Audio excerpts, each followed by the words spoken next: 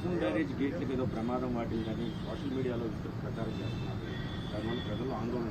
అమరావతి కూడా పూర్తిగా మునిగిపోయింది, రాజధాని అమరావతిలో కూడా నేనేమంటానంటే రెండు విషయాల్లో కూడా క్రిమినల్స్ కొంతమంది ఈ రాష్ట్రంలో ఉంటే, వాళ్ళు రాజకీయాల్లో ఉంటే ప్రజలకు కూడా ఎవ్రీడే అనుమానాలు వస్తాయి. నాకు కూడా అనుమానం వస్తా ఉంది. 2 బోట్లు వచ్చే చూశాను, ఎక్కడి నుంచి వచ్చే తెలియదు, వచ్చి నేరుగా ప్రకాశం బ్యారేజ్ని ఢీకొన్నాయి.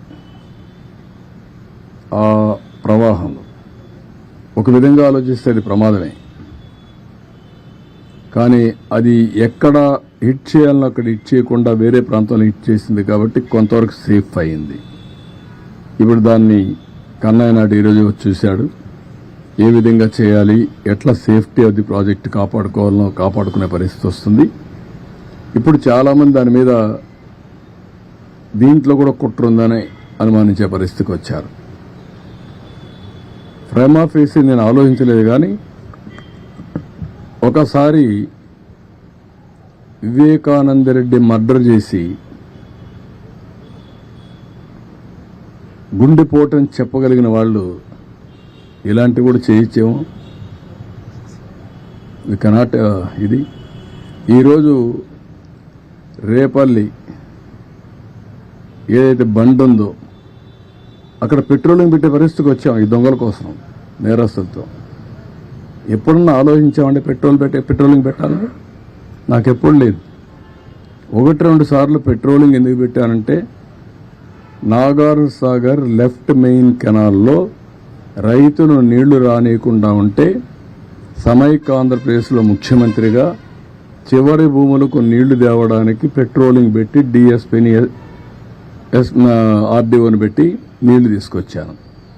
నౌ క్రిమినల్స్ ఎవరైనా కానీ బ్రీచెస్ చేస్తారేమో అనే భయంతో ఇప్పుడు పెట్రోలింగ్ పెట్టమని చెప్పాను నేను డీజీపీకి, ఇప్పుడు సిఎస్కి ఇద్దరికి. What is the fate? Amaravati ఎందుకు పనిగట్టుకొని మీరు ప్రచారం చేస్తున్నారు మునిగిపోయిందని? మీరు చూడండి, ఒక విష ప్రచారం వైఎస్ఆర్ కాంగ్రెస్ పార్టీ దానికి సంబంధించిన బ్లూ మీడియాలోనే స్టార్ట్ అవుతున్నాయి. ఇదే పని పెట్టుకున్నారు. ఇదే పని పెట్టుకొని ప్రతి ఒక్క దాన్ని విష ప్రచారం చేస్తూ మభ్యపెట్టే విధంగా చేసే పరిస్థితి వచ్చారు. కొన్ని ఇక్కడ ఇంకా ఎస్టాబ్లిష్ చేయలేదు, కానీ అనుమానం వచ్చే పరిస్థితి కూడా వస్తుంది. కానీ ఎవరిని వదిలిపెట్టను, చాలా ఫర్మ్గా ఉంటాం. గుడ్ల వల్లేర్లు ఏంటంటే మీ పని? సిగ్గుందా మీకు? 300 వీడియోలు ఉన్నాయా? ఇవన్నీ తీశారా? అన్ని యూనివర్సిటీలో తీస్తున్నారా? ఎవరు చెప్పాడు మీకు? అంటే ఆ పిల్లల భవిష్యత్తు అవసరం లేదు మీకు? ఓసారి అక్కడ జరిగిన సంఘటన పట్ల పిల్లలు ఆవేశంగా ఉన్నారు. ఆవేశంగా ఉంటే రాజకీయ నాయకుడిగా, ఒక ఎల్డర్లుగా నా బాధ్యత ఏంటి?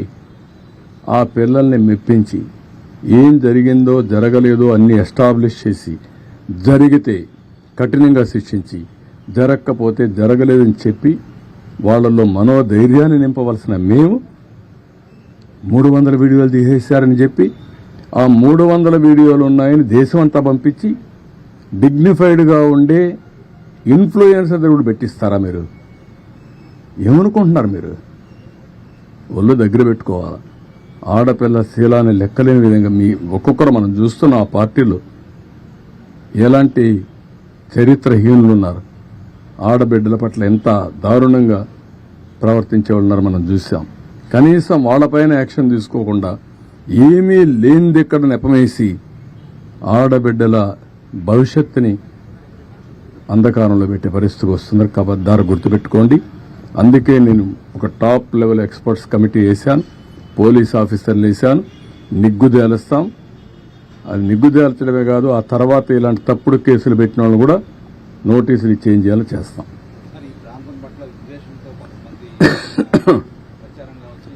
ఈ ప్రాంతం పట్లే కాదు, వాళ్ళ రాజకీయ భవిష్యత్తు కోసం అందుకే చెప్పాను.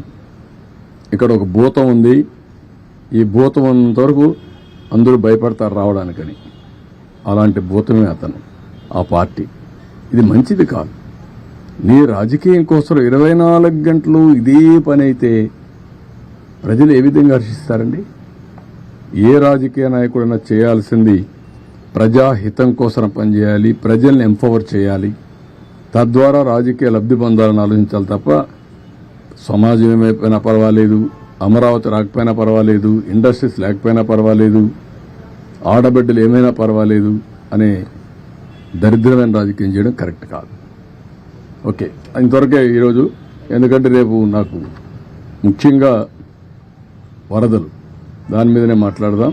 అతను చెప్పాడు కాబట్టి ఇవన్నీ చెప్పాల్సి వచ్చింది. Otherwise this is not the time.